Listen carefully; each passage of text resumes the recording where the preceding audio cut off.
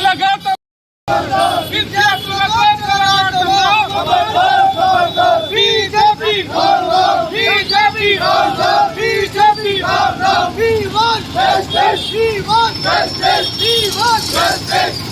తొమ్మిది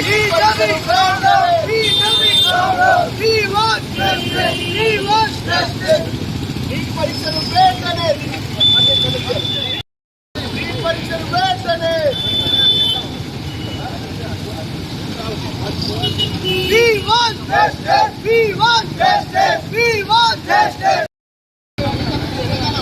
విద్యార్థులతో కొనసాగాలి విద్యార్థులతో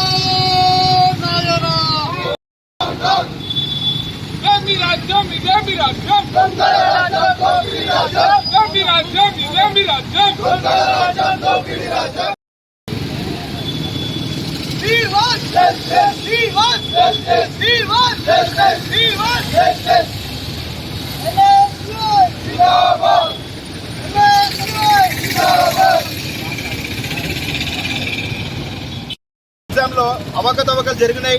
NEET exam national eligibility cum entrance test అనే దాంట్లో అవకతవకలు జరిగిన ఉద్దేశంతో మేము ఈరోజు దిష్టిబొమ్మ దగ్నం చేయడం జరిగింది.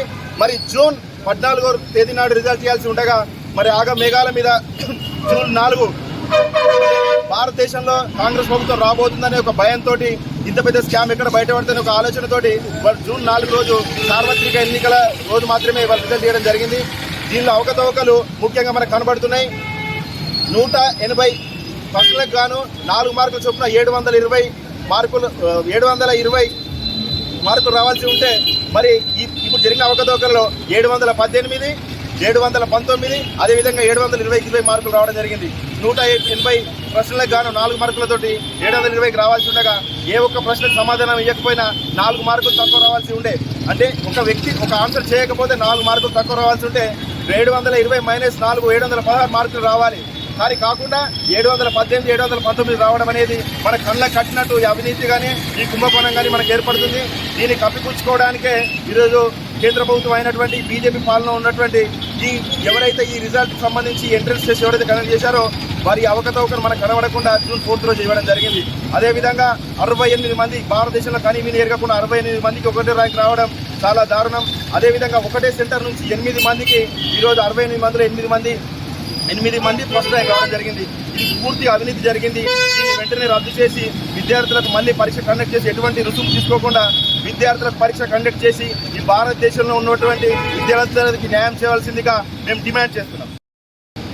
ఈ నెల జూన్ 4న NTA national testing agency NEET రిజల్ట్స్ని అనౌన్స్ చేసింది. అయితే ఆ రిజల్ట్స్లో 67 మందికి all India number 1 first rank రావడం జరిగినది. అయితే దాంతో గత లాస్ట్ ఇయర్తో పోల్చితే లాస్ట్ ఇయర్ 2023లో కేవలం ఇద్దరికి మాత్రమే ఆల్ ఇండియా నెంబర్ 1 ర్యాంక్ రావడం జరిగినది. అంతేకాకుండా 2022లో కూడా కేవలం 4 మాత్రమే ఆల్ ఇండియా ర్యాంక్ రావడం జరిగినది. ఇప్పుడు ఈ 2024లో 67 మెంబర్ స్టూడెంట్స్కి ఆల్ ఇండియా నెంబర్ ర్యాంక్ రావడం జరిగినది. అయితే దీని మీద పలు అనుమానాలు వ్యక్తం అవుతున్నాయి. అందులో కూడా ఒకే సెంటర్ నుంచి 6 స్టూడెంట్స్కి ఆల్ ఇండియా నెంబర్ 1 ర్యాంక్ రావడం జరిగినది. అయితే ఇప్పుడున్న ప్రభుత్వం, ఇంతకుముందున్న ప్రభుత్వం, ఇప్పుడున్న ప్రభుత్వం బీజేపీ ఈ రిజల్ట్స్ని జూన్ 14న విడుదల చేయాల్సింది. జూన్ 14న రిలీజ్ చేసే ఈ రిజల్ట్స్ని జూన్ 4 అంటే పార్లమెంట్ ఎలక్షన్స్ రిజల్ట్స్ రోజు అనౌన్స్ చేసి దేశ ప్రజలని తప్పుదో పాటించడం జరుగుతున్నాయి. అయితే ప్రజలందరూ ఎలక్షన్ రిజల్ట్ మీద ఫోకస్ పెట్టి ఈ స్టూడెంట్స్ గురించి, ఈ నీట్ రిజల్ట్స్ గురించి ఎవరు పట్టించుకోవడం జరగదు. సో అందుకే ఈ ప్రభుత్వం 14 కూడా రిలీజ్ చేయాల్సిన రిజల్ట్స్ని పార్లమెంట్ ఎలక్షన్ రిజల్ట్స్ రోజు జూన్ 4వ తారీఖున రిలీజ్ చేసిర్రు. అయితే ఈ పెద్ద స్కామ్, ఇది ఒక పేపర్ లీక్ స్కామ్. ఈ స్కామ్ని కప్పిపుచ్చుకోవడానికి కోసమే ఈ బీజేపీ ఇలా చేయడం జరిగినది. దానితో ఇప్పుడు ఈరోజు జైత్యాల పట్టణ అధ్యక్షునిగా జైత్యాల కమిటీ, ఎన్ఎస్ఏ కమిటీ ద్వారా నిరసన ప్రోగ్రాం చేయడం జరిగినది.